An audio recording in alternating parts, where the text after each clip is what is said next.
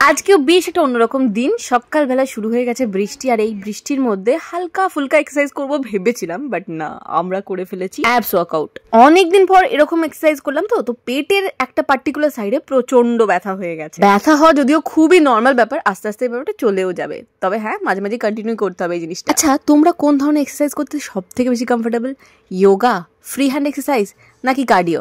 অনেকে আবার weight lifting করতেও বেশ ভালোবাসে, যদিও আমার ওই এক্সপিরিয়েন্সটা একটু কম, তবে ইচ্ছা আছে ভবিষ্যতে করার। জেমস লং এর কাছে সুইমিং পুল প্লাস একটা জিম আছে, আমাদের যা খবর পেয়েছি সেটাই বললাম। তো শাহানা বলছিল চল একদিন চল দেখে আসি কিরকম, ভর্তি হবো কি না হবো সেটা পরের ব্যাপার, আগে দেখে আসতে দোষ কি। আর এমনিতে নদীকে সুইমিংটা শেখানো আমার ভীষণ ইচ্ছা। এক্সারসাইজ করার পর, বিশেষ করে হাই ইন্টেন্সিটি ওয়ার্কআউট করার পর না, সুইমিং পুলে নামতে যে কি রিল্যাক্সিং লাগে তার কোনো ঠিকই নেই। বাই দ্য ওয়ে, এই যে যোগা ড্রেসটা আমি পরে আছি, এটা আমি অ্যামাজন থেকে নিয়েছি, পারলে লিঙ্কটা শেয়ার করে দেবো। বেশ কমফোর্টেবল কিন্তু, আর দামটাও খুব একটা বেশি না। কি বলছিস? শুক্রবার দিন আমরা কোথায় যাবো? রাহুলের বিরিয়ানি। রাহুলের বিরিয়ানি না চিকেন বিরিয়ানি? মাটন বিরিয়ানি খাবি? আর মাটন আমি খাই না। ভালো করে মাটনই খা ওখানে গেলে। আরে মাটনটা সফট, তুলোর মতন, পেঁজা তুলোর মতন বেরিয়ে আসুক। খাবি না মাটন? আমি ডিমের বিরিয়ানি খাবো। আরে ওদের মাটনটাই খেতে হয়। ওদের খেতে হোক না, আমি খাবো না বিরিয়ানি, আমি ডিমের বিরিয়ানি খাবে। তাহলে অত দূরে যেতে হবে না পয়সা খরচা করে।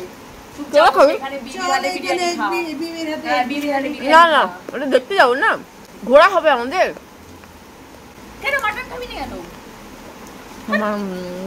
গা গোলায় ভালো লাগে না। টেস্ট করিস তাহলে আমাদের কাছ থেকে অন্তত। আমি ওই একই বিরিয়ানিটা দেবে আমাকে, যে ডিম দেবে কেউ মাটন দেবে। অনেকে আলু বিরিয়ানি চলে না, বিরিয়ানি মানে হয় মাটন নাইলে চিকেন, আর নাইলে এরা তো মাটন করে না। দিদিভাইকে জিজ্ঞেস করেছিল, না মাটন বলছে এখানে তো মাটন খায় না। ওখানে মাটন মেরে এত বড় একটা মাটনের পিস থাকবে, পুরো একদম। তুমি খুব সুন্দরী, সরি সুন্দর, তুমি হ্যান্ডসাম। বৃষ্টিটা কেমন এনজয় করছিস? বৃষ্টি খুব এনজয় করে, জানিস তো? তখনই বৃষ্টির মধ্যে গিয়ে মুখটা এরকম করবে, লাফাবে, ও বৃষ্টি খুব এনজয় করে, তাই না? বৃষ্টি খুব এনজয় করো? হ্যাঁ, ওই ঝাড়টা আসছে না, চোখে ঘুম ঘুম চলে আসছে। ঠিক আছে, দেখ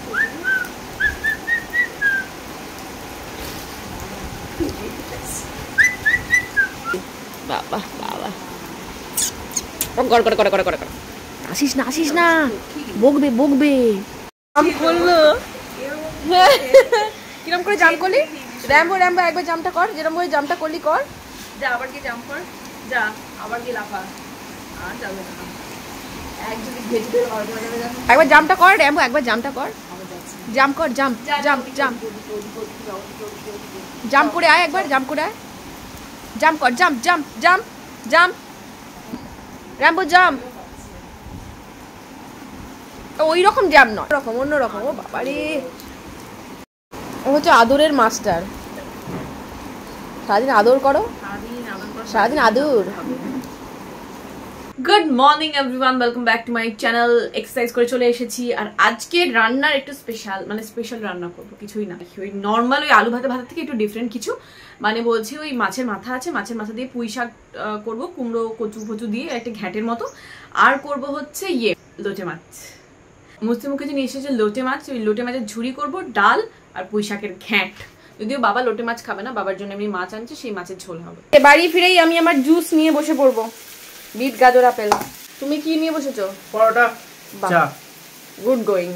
এই তো এখানে সুলতার দিকে আলু কাটতে বলেছি, আর যে যার কাজ করে যাচ্ছে।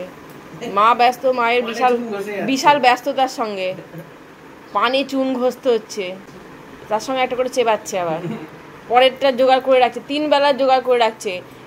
20 মিনিটসের গ্যাপে গ্যাপে একটা করে পান হবে, বুঝলে? এবারে পুজোর মার্কেটিং কবে শুরু করবো? পুজো তো এসে গেল, এই মাসের শেষের পরে তো পুজো। এই মাসের শেষের পর মানে পুজোর শপিং করতে হবে না? সেপ্টেম্বরে পুজো, যে এটা তো আগস্ট শেষ হতে চললো। সপ্তমী হচ্ছে 28 তারিখে।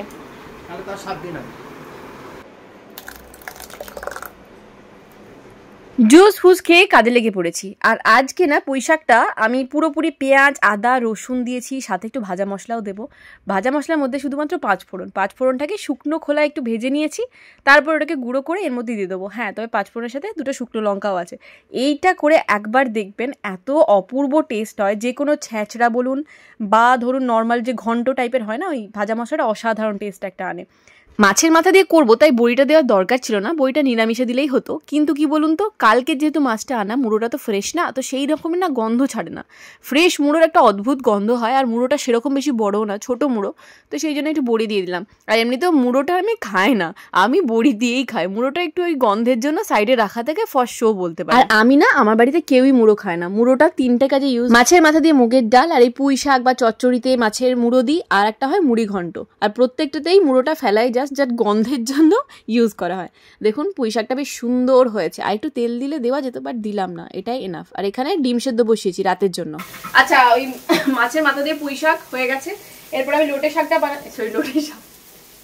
লোটে মাছটা বানাচ্ছি। তো বাচ্চারা পেটে অ্যাবস ওয়ার্কআউট করে এমন ব্যথা হয়ে গেছে। যাই হোক, ইয়েটা বানাচ্ছি, লোটে মাছটা বানাচ্ছি। সুলতা দিদিকে ডাল হয়ে গেছে, আর ওইদিকে রাত্রেবেলার জন্য না আজকে ওই পোলাও, কারণ বাড়িতে ময়দা বাড়ানো, রাত্রেবেলার জন্য পোলাও করছি আর ডিম কষা করছি। সেটা পরে করবো অবশ্য, যদিও চাল দিয়ে যায়, মানে চাল দিয়ে যাচ্ছে আমি এক্ষুনি এসে, তারপরে হবে, কারণ 2 কাপ চাল আছে, বেশি নেই, মানে আতপ চালের কথা বলছি, গোবিন্দভোগ চালের কথা বলছি। ততক্ষণ এই রান্নাগুলো কমপ্লিট করি, তারপরে মাঝখানটা ব্রেক নেবো, তারপরে রাতের রান্না শুরু করবো। বলতে না বলতেই রামিস গোবিন্দভোগ চাল দিয়ে চলে গেছে, তো চালটা ঢেলে রাখলাম, যতটুকু দরকার নিয়ে নিয়েছি।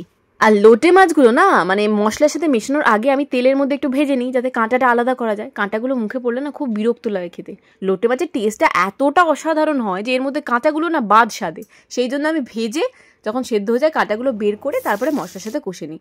আর এখানে কি করছি বলুন তো, এখানে রাতের ডিম কষা রান্নাটা করে রাখছি।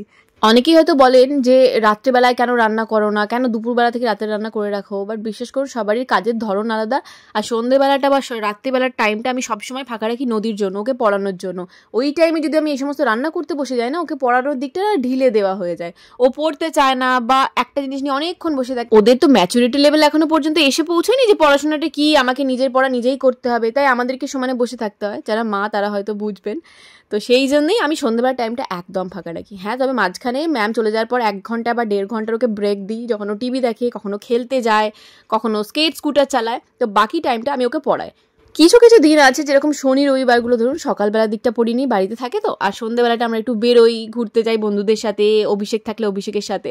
তো সেই জন্য আমি শুক্র শনিটা ওকে একটু হালকা দিই, 2 বেলা পড়তে বসাই না। তোমার ডিম কষা ভালো লাগে? ডিম কষা না মাংস কষা, কোনটা ভালো লাগে? মাংস খাও না তাই তো? মশলা এখানে প্রায় কষা হয়ে গেছে, এবার ডিমটা দিয়ে নামিয়ে নেব। আচ্ছা, এখানে ডিম কষাটা, মানে রাতের ডিম কষাটা আমি এখনই করে রেখে দিলাম, ঠিক আছে, যাতে আমার ঝামেলা না হয় রাতে। রাতে আমি পোলাওটা বানাবো। এখানে চালটা ভালো করে ধুয়ে রেখে দিয়েছি, এর মধ্যে কয়েকটা জিনিস শুধু মেশাবো। দিচ্ছি গরম মশলা গুঁড়ো করে নিয়েছি, গোটা গরম মশলা, ঘি দিচ্ছি। এর মধ্যে মিঠা আতর দিলে ভালো লাগতো, আর মিঠা আতর আমার কাছে নেই, আমি শুধু আদা বাটা দিচ্ছি। এই মিঠা আতর ছাড়া না পোলাওয়ের টেস্টটা একটু অফ লাগে, মানে ঠিক আছে চলবে, তবুও পোলাওটা পোলাওয়ের মতো মনে হয় না। আমি ভেবেছিলাম যে ফ্রিজে বোধহয় আছে, আমার কাছে একটা ছোটো ছিল পাউচের মতো, কিন্তু সেটা না শেষ হয়ে গেছে, অনেক খুঁজলাম পেলাম না। ঠিক আছে, এখন যখন করে ফেলেছি তখন মিঠা আতর ছাড়াই নয় করলাম। এইটা মোটামুটি আমি একটু ওই 1 ঘন্টার মতো ম্যারিনেট করে রাখলাম। 1 ঘন্টা না 2-3 ঘন্টা হয়ে যাবে, রাত্রেবেলায় করবো, ঢাকা দিয়ে রেখে দিচ্ছি। আমার শাশুড়ি মা যেরকম আগে সমস্ত কিছু খেতে ভালোবাসতো, আর এখন না ব্যাপারটা উল্টো হয়ে গেছে। এখন খুবই মানে লিমিটেড জিনিস খায়, টেস্ট ভালো না হলে একদম মুখে রোচে না। শাক টাইপের জিনিস, উচ্ছে টাইপের জিনিস একদম খেতে চায় না। কিন্তু আজকে লোটে মাছ দিয়ে একদম চেটে পুটে ভাত খেয়েছে। মা অলরেডি খেতে বসে পড়েছে, বাবারটাও বেড়ে দিলাম। এরপর আমি নদীর জন্য ওয়েট করবো। কেমন লাগছে লোটে মাছ? ভালো লাগছে? আর একটু দেবো? আচ্ছা, রাতে যে পোলাও বানাবো তার জন্য আমি পেঁয়াজটা আগে একটু ভেজে রাখছি। বেরেস্তাটা হয়ে থাকলে তাড়াতাড়ি হয়ে যায়। একজন এসে গেছে, এই চলে চলে।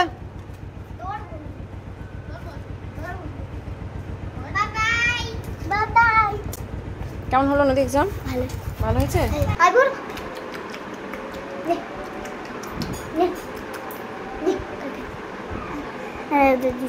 দিয়ে কি কি যখন আরো অনেকগুলো ছিল সব ওদেরকে দেওয়া হয়ে গেছিল, আর খাচ্ছিলাম। এত ভালো লেগেছে? আর কালকে করে দেবে। আবার কালকে? সেম জিনিস একই জিনিস করে দেবো। তুমি শুধু পাউরুটি বলেছিলে কেন? ব্রেড সারপ্রাইজ বলেছিলাম তো, তুই জানিস না ওটাকে কি বলে। নদী এখন ঠাম্মিকে ওর ক্লাস টেস্টের ইয়ে দেখাচ্ছে, রিভিশন টেস্টের। আর আরেকটা দেখাচ্ছি তোমাকে। 5 আউট অফ 5 পেয়েছে। হ্যাঁ পাউরুটি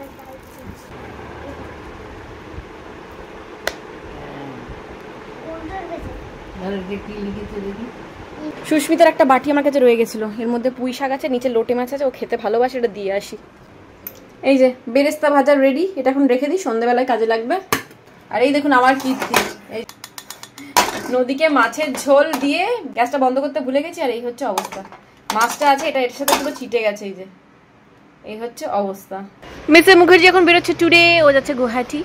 খাইয়া দাইয়া পেট পুরি। আর আজকে না কিরকম ছেলে মানুষের মতো জিনিস হচ্ছে, দেখুন একবার বৃষ্টি আবার সঙ্গে সঙ্গে রোদ, আর একবার বৃষ্টি আবার সঙ্গে সঙ্গে রোদ উঠছে। দুপুরবেলায় হালকা একটু ঘুমানোর পর নদী এখন টিচারের কাছে পড়ছে, আর আমি বেরিয়েছি একটু হাঁটাহাঁটি করতে। বাড়ির সামনেটা একটু হাঁটবো আর কি, সেরকম কোথাও যাওয়ার নেই। খাওয়া দাওয়ার পর একটু হাঁটাহাঁটি করলে না শরীরটা একটু হালকা লাগে, এই হচ্ছে ব্যাপার। To do, who are they? They are Bumni and her family. They মানে এখানে বুমনি and her family কথা। Now they know that they need to plant the citronella grass to keep the elephants away.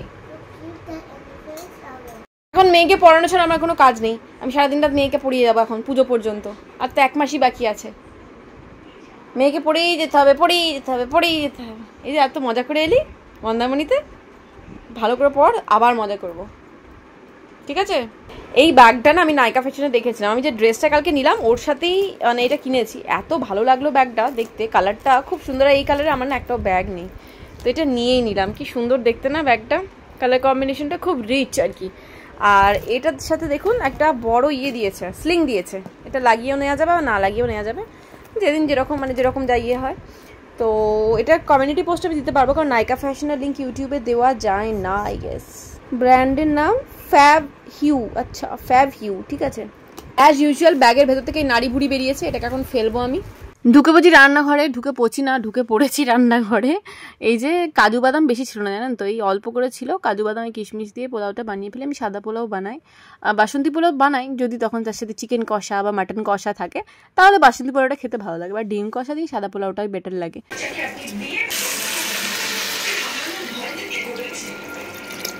পোলাওটা বসিয়ে দিয়ে সব তো হয়ে গেছে, পোলাও ডিম কষা তো হয়ে গেছে, পোলাওটা হলেই হয়ে যাবে। এই যে পোলাওটা একদম রেডি হয়ে গেছে, গরম গরম পোলাও। একটু ঠান্ডা হয়ে গেলে না ঝরঝরে হয়ে যাবে, কোনো অসুবিধা নেই।